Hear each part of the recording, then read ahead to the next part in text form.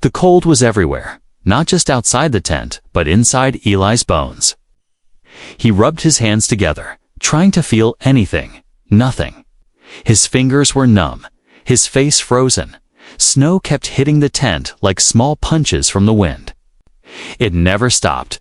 The storm had been going for 2 days now, and their power unit was almost empty. Eli turned to look at Rhea. She was lying on the thin sleeping pad, her arms wrapped around herself.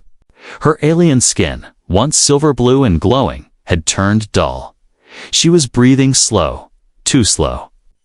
He knelt beside her and covered her with another blanket. It was all he had. "We have 24 hours. He whispered, "Maybe less." He looked. At the small heater in the corner, its light blinked red. Low power, outside. The wind screamed. Louder than before, like it was alive. Eli had been sent to this frozen planet as part of a science team. A new world full of secrets under the ice. But things had gone wrong from the start. The ship crashed during descent. Leah survived. They found the emergency tent. But it was never meant for this long. Not in this storm. Not with these temperatures. He tried the radio again. Static, no response. The antenna was broken when they landed. And the emergency signal wasn't reaching orbit, even if someone heard. Rescue would take days, maybe weeks. He looked at Rhea. She opened her eyes slowly. "I heard something," she said in a soft voice. "What?" Eli asked, confused. "Outside," she whispered. It was moving. Eli stood up quickly. He grabbed the small scanner and pointed it at the tent wall. Nothing, just wind and snow. "You were dreaming," he said, trying to sound calm. But he wasn't. "I wasn't," she replied. "There's something under the ice." Eli shook his head. "There's no life here," he said. "Nothing can survive in this cold. Not life," she said. Her voice shaking. "Not anymore." They sat in silence. Only the heater made a soft hum. Then they heard it. A soft sound, scraping, like claws. Right outside the tent, Eli froze. He looked at Rhea. She wasn't moving. The sound stopped, then came again. Squirk, squirk, slow, steady. He grabbed a flare gun. Only one shot. That's all he had. The sound stopped. Silence again. He waited.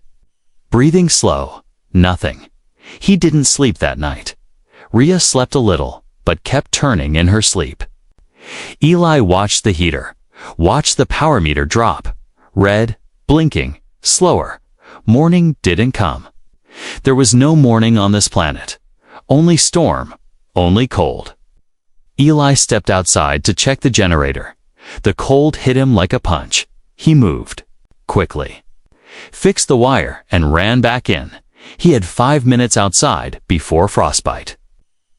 That's what the manual said. He had stayed out for 7. When he got back inside, Rhea was sitting up. She was staring at something in her hands. It was a piece of metal, burned and bent. "What's that?" Eli asked. "I found it in the snow, near the tent." She said. He took it. Looked closely. It had markings. Earth markings. "This is human tech," he said, surprised. "But we were the first team to land here." "Maybe not," Rhea said. Slowly. "What do you mean?" Eli asked. She didn't answer. She pointed to the scanner. It was picking up a signal, weak, repeating. Eli pressed a few buttons. A voice came through, broken and low. "Still. Alive." He looked at her. She looked at him. "Someone else is here," she whispered.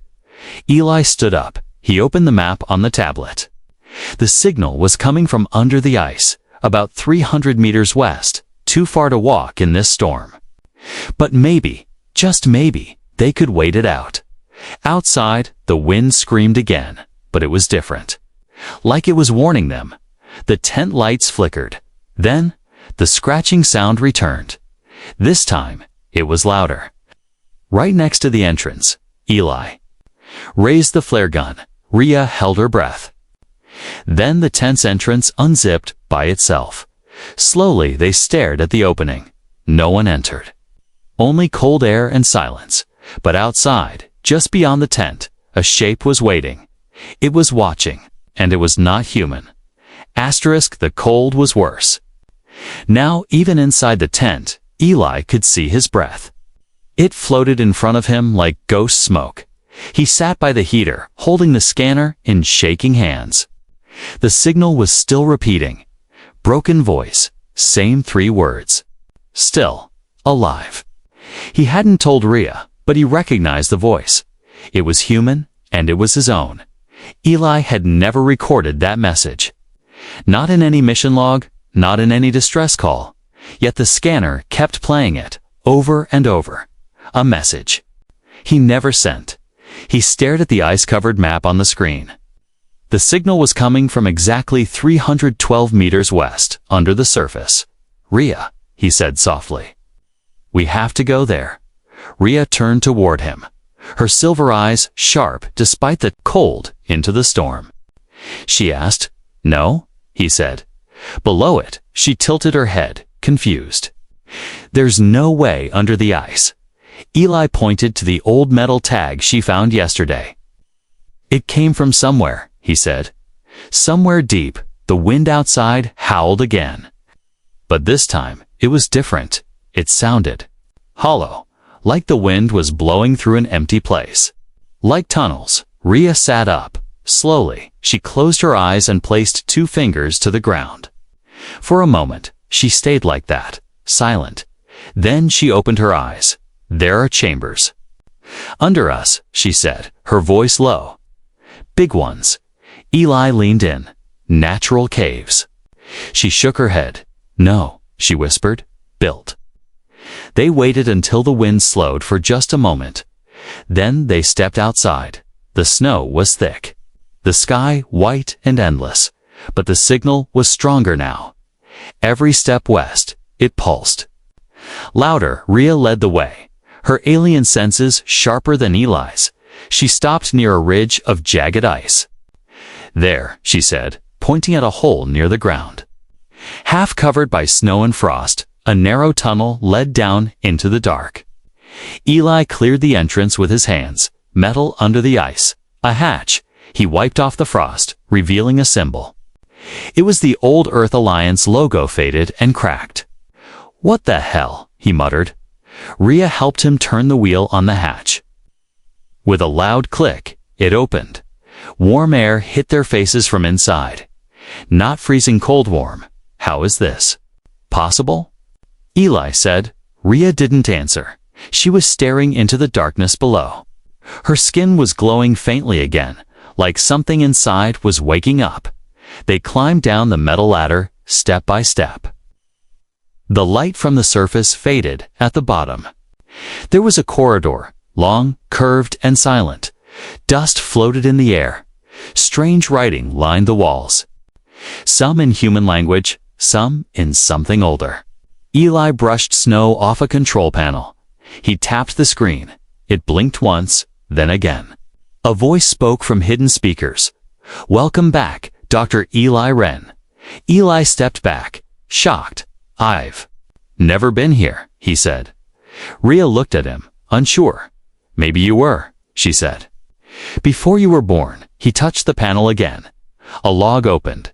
Video static for a second. Then a face appeared. His face, older, tired, and speaking into the camera. If you're seeing this, the older Eli said. Then the loop is still going. He paused, looking straight into the screen. You've come back again. Eli's blood went cold. What is this? He whispered. The screen flickered again. The message repeated, You've come back again. Rhea found a doorway ahead, sealed by ice. She touched the door, and the ice melted under her fingers, like it recognized her. They stepped inside. A circular room in the center stood a machine tall, black, humming. Not human-made. Not alien either. Something else, something old. The walls were lined with thousands of small lights, each one pulsing in slow rhythm, like a heartbeat. Eli stared at the machine. This is where the signal is coming from, he said. But Rhea didn't move. She was looking at the walls, her eyes wide, her breath quick. "I know this place," she said suddenly. "I've been here." Eli turned to her. "When?" She placed a hand on the machine, and it began to glow. The lights in the room flickered. The floor shook slightly.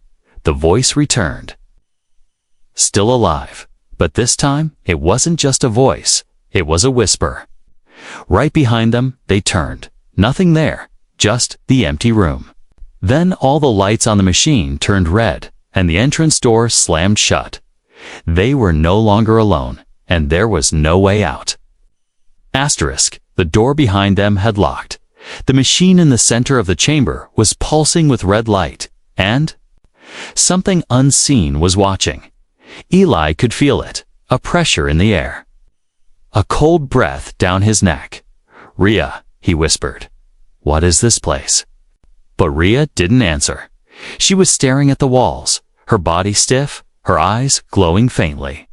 She was remembering something. Something she hadn't lived, or maybe something she had long ago. The lights on the machine shifted again, from red to soft blue. The humming sound changed. It wasn't mechanical anymore. It sounded human, like a voice trying to sing, but trapped inside wires. Eli stepped forward, hand trembling. He reached out to the machine's surface, and the world vanished. Suddenly, he wasn't in the chamber anymore. He was standing in a city, but not on Earth. Ice towers reached into the sky. Alien ships flew above like silent shadows. People moved through the streets, humans and aliens. Side by side, it was peaceful, but then the sky cracked. A wave of light spread across the horizon, and the screams began. Eli fell to his knees. Flashes of war, betrayal, fire. The city burned. The people ran. A shadow tall and dark moved through the flames. And then, silence. He gasped and opened his eyes. Back in the chamber, he was sweating. Even in the cold, the machine had shown him memories. But whose? He turned to Rhea. She was on the floor, unconscious. Her skin was flickering with light, like circuits running under it. "Rhea?" he shouted, shaking her. Her eyes snapped open, but they were not her eyes. They were silver and endless. "I remember," she said slowly. Eli backed away. "Remember what?" "This place," she said, standing up. "I was born here, but not in a human way." The walls began to shift, showing holograms images of long-dead civilizations. Frozen people trapped in time. Machines running with no one to serve. They left the chamber. Following a new hallway that had opened on its own, the air was warmer now, but filled with whispers. Every wall echoed their steps, but also something else. Something walking behind them. Always one step too far to see. Always close enough too. Here, they found a room filled with stasis pods. Dozens of them. Some empty, cracked open from the inside, some still frozen shut. Eli brushed frost from the glass of one pod. Inside was a man. He looked just like Eli. Exactly like him. "What is this?" Eli asked, voice shaking. "You are not the first," Rhea said softly. He turned to her. "What are you saying?" She pointed to the walls. Carved into the metal were names. Dozens of them. All the same. "Eli Wren, you've come here before," she said, over and over again. "But I don't remember," he whispered. "Because the machine resets you," she replied, "each time you fail." Eli stepped back, heart pounding. He wasn't just a scientist. He was a loop, a trial, and this place was his test. Suddenly, the walls turned black. The lights flickered. And a deep sound echoed through the halls. Not a machine, not a creature. Something in between. It spoke, not with words, but with feeling. "You are not ready." The pods began to open. One by one, old Elis stepped out. Eyes empty, faces pale. They moved like sleepwalkers. Broken copies. Failed versions. "Run," Rhea said. Grabbing his arm, they sprinted through the corridor. Turning left, then right. Behind them, the echo of footsteps, heavy and slow. They burst into a chamber full of statues, human and alien both, frozen mid-scream. Some were missing eyes, others had no faces, but all were facing the center of the room. At the center stood a dark mirror, tall and cracked. It was humming. Not reflecting light but memory, Rhea stepped toward it. "This is the core," she said. Eli felt something inside him twist, like the mirror was pulling his thoughts out. "I've been here," he said. "In every version," Rhea nodded, "and every time. You made the wrong choice." The mirror shimmered, showing a future Earth, burning. The machine reaching through space. A voice called out, hers, "Choose."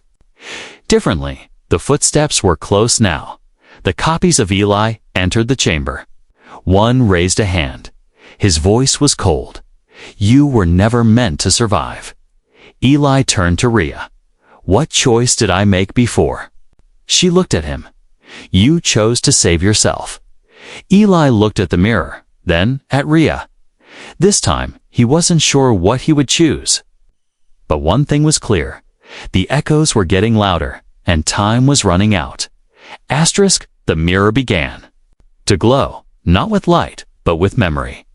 Eli stepped closer, and images flooded his mind, thousands of them. Each one a life he had never lived, but somehow still remembered. A child growing up in a frozen dome. A young man watching Earth fade from a ship window. A scientist building machines with no name.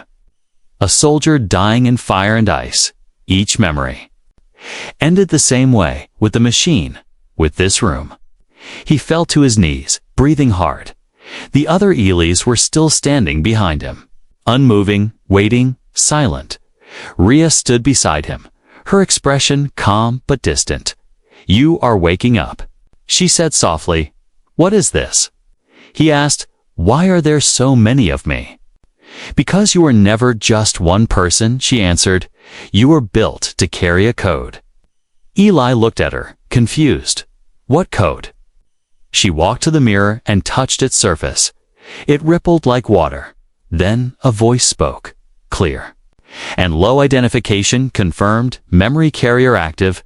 The walls around them shifted again, turning into screens, displaying old footage, war, experiments, broken cities. A project name appeared again and again. Project Li, encoded life intelligence. "You're not a scientist," Rhea said, looking into his eyes. "You're the..." "Back up." Eli stepped away. "No, that's not possible." But he already knew, deep inside, that it was true. He was not just Eli Wren. He was a construct. A living vessel carrying something ancient and dangerous. A memory code that could bring back an entire civilization or destroy one. "Why me?" He whispered. "Because you volunteered," she said. "Long ago, you asked them to erase you. To restart you again and again, until you were ready to choose the right future." Eli looked at his hands. They were shaking. "I don't feel like a machine," he said. "You aren't," she replied. "You're more than that now." The memory code had grown. It had adapted. It had become human. But the system still waited for a command. Restart, erase, release, and only Eli could choose.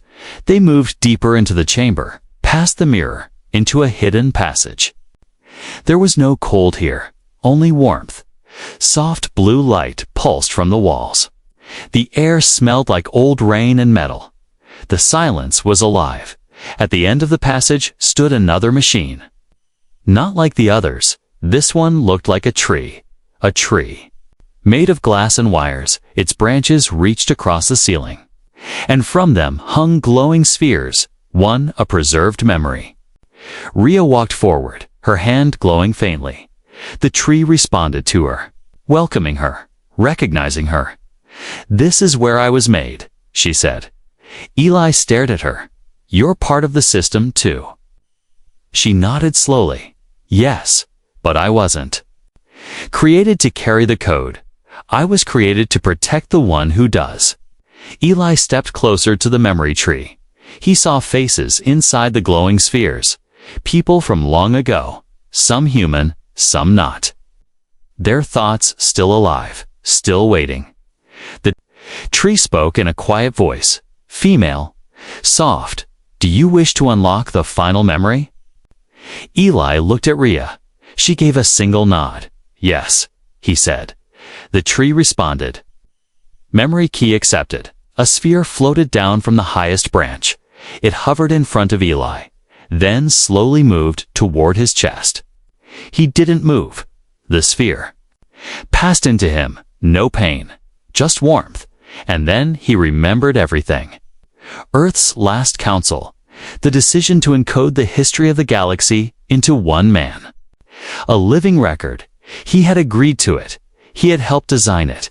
He had chosen Rhea to protect him because he trusted her more than anyone. Then the war came, too fast, too brutal, and they had no choice. They put him in stasis, buried the system, and waited for a time when it would be safe to awaken him. That time was now. The war was over, but something worse had survived. Something that wanted the code for itself. Something already searching the stars. Rhea touched his hand. Now you must decide, she said. Unlock the code and send the message to Earth, or keep it hidden forever. But either way, she added. Her voice low and steady. I was built to stand by you, even if it means staying here. Eli looked at the tree, then at the mirror behind them. His copies were gone now. Only he remained. He reached for the tree's core, the final interface. It lit up, ready, waiting. Then the chamber shook. The wall behind them cracked. A deep voice echoed through the tunnel. We are here. Rhea turned, her eyes glowing again. They found us, she whispered. Eli placed both hands on the interface and chose. The chamber shook again. Dust fell from the ceiling. The voice returned. Deeper this time. We are here. Carrier Eli kept his hands on the glowing interface. The memory tree pulsed faster. A countdown had begun, one that could not be stopped. Rhea stood between him and the broken wall, her body tense, eyes glowing like twin moons. They're breaking through, she said. Eli looked at her. Who are they? Before she could answer, the wall exploded, not with fire, but with cold. A wave of frozen mist rolled into the room, and with it came the shadows. They were tall, thin, and silent, their bodies wrapped in dark energy. They didn't walk, they floated. Their faces were blank, smooth, no eyes, no mouth. But Eli could feel them watching him, not just his body, his mind, his memories. The leader stepped forward. It raised a hand, and time slowed. Rhea froze in place. Mid-step, even the lights of the memory tree flickered into stillness. But Eli could still move, still think, because he carried the code. The voice spoke, but not from a mouth. It echoed inside his thoughts. You have what? We lost. You carry what we were. Give it back. Eli stood tall. You caused the war, he said. You destroyed the old worlds. No, the voice replied. We were the worlds. You erased us. The truth hit Eli like a wave.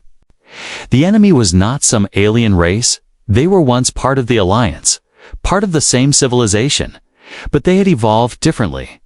Digitally, they had uploaded themselves to survive the end, but something had gone wrong. Now they were corrupted echoes, hungry for memory, for identity. The leader reached for the memory tree. Its glow dimmed at once. Rhea blinked back to life, stepping in front of it. You won't touch it, she said. The shadows surrounded her. Eli knew she couldn't fight them all, not alone. He ran to her side. There's a way to stop them, she whispered, but it comes with a price. What price? Eli asked. She looked at him. You? He shook his head. I don't understand. You were made to carry the code, she said. I was made to choose when to protect it. She stepped forward. If I merge with the code, she continued, I can rewrite it. Turn it into a weapon, but doing that will destroy me. Eli grabbed her hand. There has to be another way. There isn't. She replied, calm and steady. They're too close. The shadows were circling now. A cold wind filled the chamber. The memory tree was flickering. 1 more minute, maybe less. And the knowledge of all civilizations would be stolen. Rhea placed her hand on the tree. The interface lit up red. Override detected, initiating fusion protocol. Eli turned to her. I don't want to lose you. You won't, she said. Not completely. I'll be in the code. I'll live in the stars, in the data, in the ship tears. Ran down Eli's face.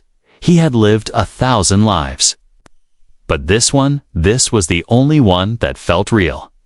Rhea smiled gently. You always chose yourself. She said, but this time, choose me. He stepped back, slowly. The shadows lunged.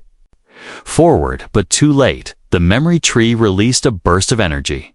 Bright, silent, infinite. The shadows froze mid-air, then cracked apart like glass.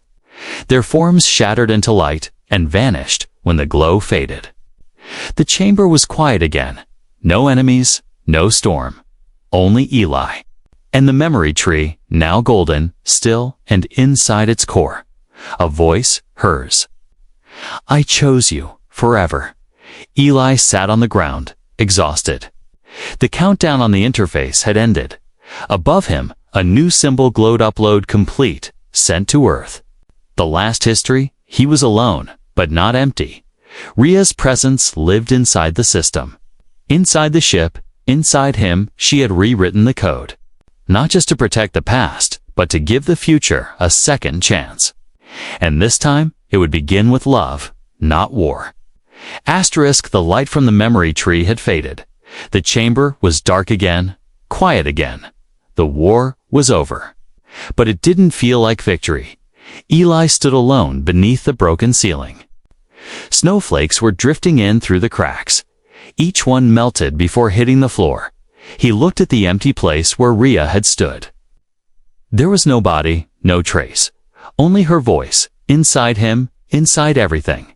The ship's systems rebooted. Across the ancient facility, for the first time in centuries, it was alive. Energy flowed through the walls, lighting the corridors one by one. Eli could feel her in the pulse of the floor. In the hum of the air, she was part of it now, not gone. Just changed. A voice echoed softly through the chamber. His voice, but also hers, blended. Eli Wren. Memory upload complete. Emergency return protocol activated. He didn't move. His heart was still inside that final moment. Her hands slipping from his. Her words, I choose you. A choice that gave him freedom and took hers away. He walked out of the core room slowly. Every door opened before him. Every light followed his steps, outside. The storm had stopped. The air was still. The planet no longer fought him. At the edge of the valley, the rescue shuttle waited. Its beacon was blinking in the snow. The signal had finally reached orbit. Help had come too late to save her, just in time to save him. As he stepped inside the shuttle, the systems came online, but something was wrong. The controls flickered. Static buzzed through the speakers, then a voice. Her voice. Welcome aboard. Eli. He froze. Rhea. He said quietly. Yes, she answered, or the part of me that remains. How? He asked. When I rewrote the code, I embedded my neural pattern, she said. Not all of me could survive, but enough. She was in the ship, in the systems, in the A. Not fully conscious, not fully gone, a memory with awareness. A ghost with purpose. I'll guide you back to Earth, she said. But they must never know everything. They are not ready. Eli sat down in the pilot chair. His fingers hovered over the navigation screen. He entered Earth's coordinates. But paused. What if I tell them? He asked, what if they use the code the wrong way? There was silence for a long moment. Then she answered, then we failed. But I believe you'll choose right. The engines powered up. The ground shook gently as the shuttle lifted off. The frozen world shrank beneath them. The memory? Tree glowing faintly behind a wall of snow as they broke through the clouds. Stars filled the sky. Cold, endless, ancient. Somewhere out there, the shadow forms were still drifting. Weakened, maybe, but not destroyed. Eli looked out the window. "Rhea," he said. "Yes. Was this really our only chance?" "Yes," she replied, "but sometimes one chance is enough." They reached orbit. The planet spinning slowly below, the navigation panel lit up with Earth's signal. A voice came through mission control. "Unidentified vessel, please." "Identify," Eli paused, then pressed the come button. "This is Eli Wren," he said. Returning with the last memory of the lost worlds, there was silence, then static, then a new voice. "Welcome home." He leaned back in the chair, closing his eyes. The stars drifted by. Rhea's voice whispered through the speakers. "I kept my promise. I chose you, and now you must choose for all of us." But as they moved toward Earth, a small red light began blinking on the console. A signal not from Earth, not from the frozen world, from deep space. A code Eli had never seen, but it pulsed in rhythm with the memory tree. And with her, he stared at it. Then at the stars.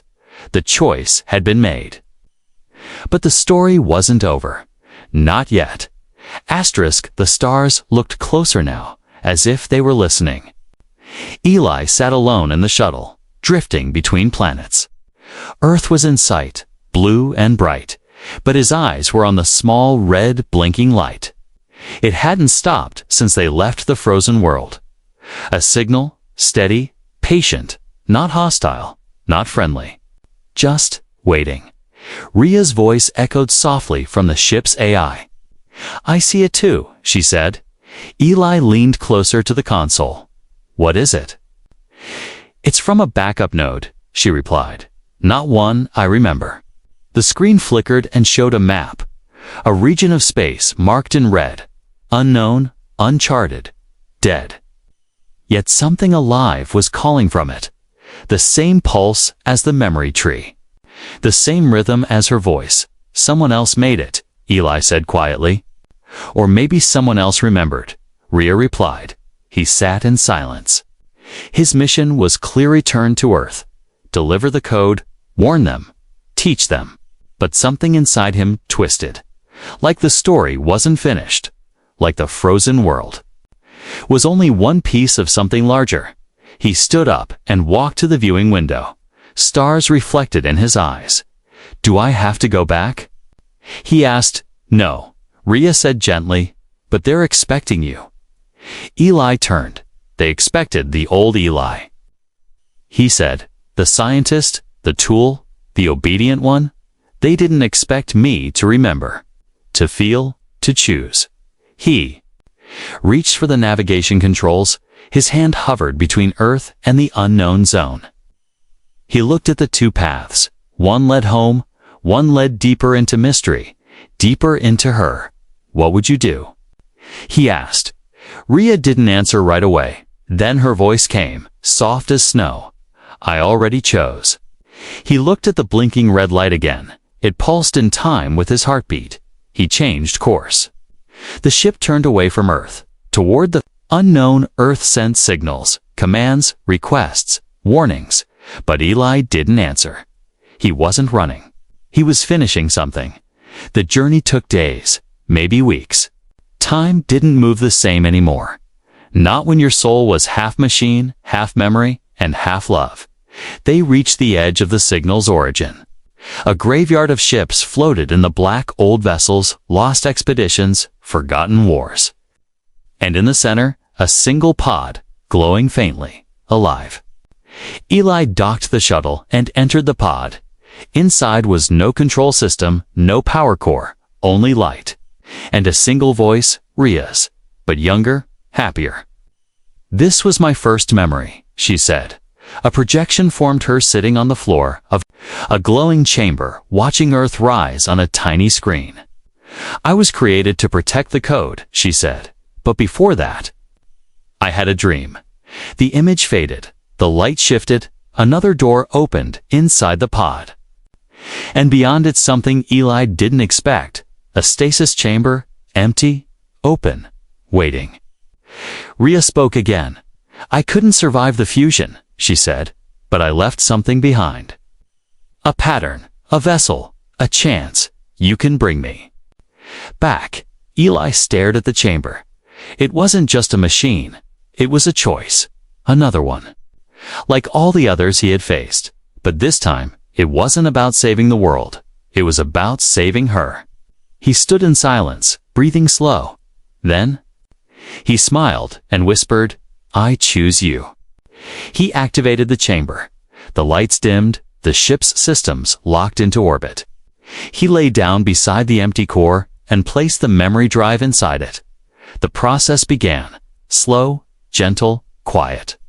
A new voice filled the air, still hers, but now, growing. She was not a copy, not a ghost, not just code anymore. She was reborn, in light, in form, in time. When Eli woke, he wasn't cold anymore. He looked beside him, and there she was. Eyes open, real. She reached out, touched his hand, and whispered the words that had guided him through everything. I chose you forever, and this time, he believed her.